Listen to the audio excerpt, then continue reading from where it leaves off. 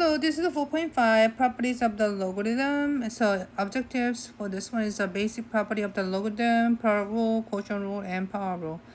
Okay, so basic property of the logarithm. We have already introduced the logarithm as the inverse of the exponentials, learned how to evaluate logarithm, and established how to convert logarithm to their exponential form using the definition. So we already talked about this is you can convert to this way or either way, vice versa, okay?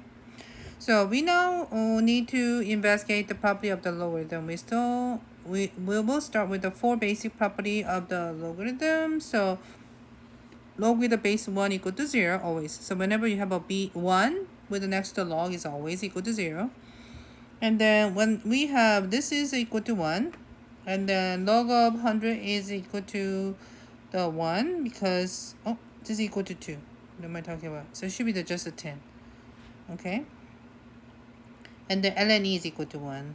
And then for the next two basic property of the logarithm, we need to recall that the exponential function, we can change the logarithmic function, which is they are the inverse each other. Okay, so which is inverse means what output should be come out as x by itself.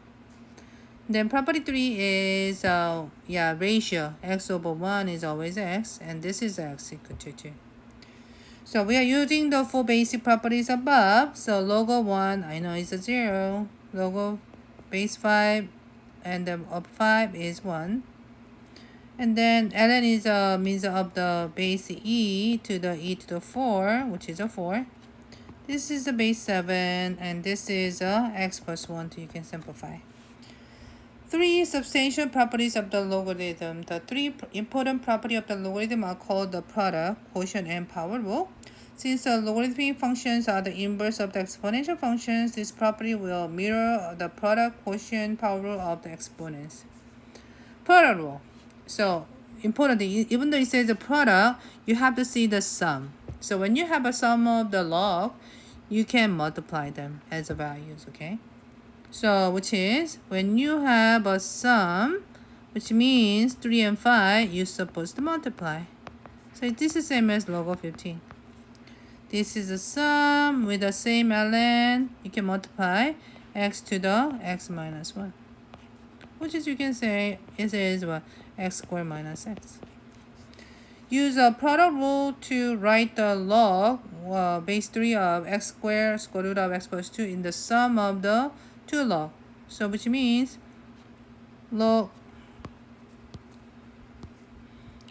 base 3 of x squared times square root of x plus 2, right? So we're going to use a log base 3 of x squared because it's a multiplication. You can just plus up, and then you can base 3 of x plus 2.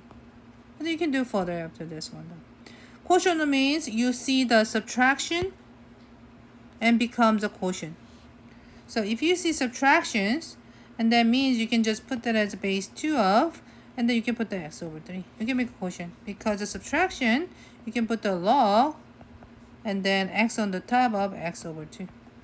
So use the property, product and quotient rule to write the log with base of 4, x, y over z as a sum and difference of the three logarithm, okay?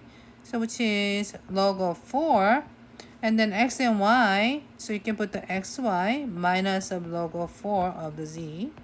And then x and y is a multiplication. You can just put the x with a plus of log base of y minus log base of z. So now you have a 3 logarithm. The power rule. Power rule means base b x to the t, and then you can put the t in front of the log. So it becomes the power times another power. Apply the power rule to write the following the equivalent expression. So you can just put it as x plus 1, but this all exponents, okay? So come out as together, so 2. This one ln, but exponent for the 5 is a half power because square root, so half of ln 5. And then this one, you can change the 2 as a power of x. So log base 4 of x squared. So either way is possible, okay? The remaining portion of this section will be two separate examples that help to commit the property of logarithm to memory. So use the property of the logarithm to write each logarithm as a sum and difference of the multiple logarithm here. So which is this is same as ln of y squared minus of ln of xc. Now we can use the power rule, so you can put the 2 in the front of the ln. And also this has x times z, so you can put the log of x plus log of z. Now you can have 2 ln y and then multiply by negative. It becomes the negative log of x and negative log of z. You can start it from right there, okay? So at the beginning, you just say, okay, there's a y squared factor, x factor, z factor, right? But x squared factor is a numerator factor, x and z factors are denominator factor. So numerator factor always change the positive log, and then negative denominator factor always put the negative. So this is why you can see the 2 negative. Okay, the next problem. Alright, so since we have a power as a cube, so what I do is I need to actually either ways. Okay, let's pull the 3 out. And then I have a base b of